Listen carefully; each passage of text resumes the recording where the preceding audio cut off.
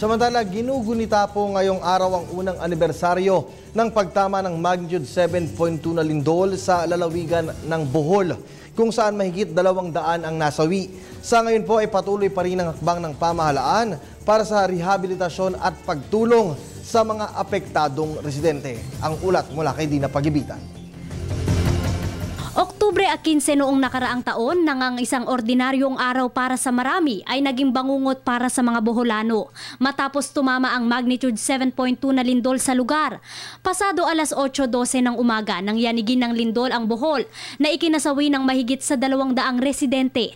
Ngayong araw ginugunita ang unang anibersaryo ng malagim na trahedya kung saan bukod sa pagguho ng mga konkretong paaralan, bahay, tulay at mga makasaysayang simbahan ay sumira rin sa pag-asa ng bawat mamamayan. Sa kabila nito, tunay ngang likas sa mga Pilipino ang tibay ng loob at pananalig sa Diyos na ang lahat ng nangyayari ay may dahilan. Dahil milagrong maituturing para sa mga nakaligtas ang panibagong buhay.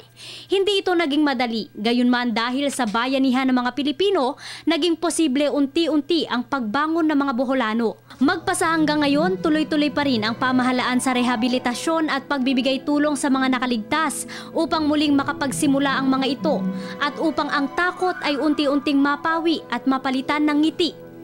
Sa loob lamang ng 33 segundong lindol, maraming pangarap ang naglaho, maraming pag-asa ang nabura.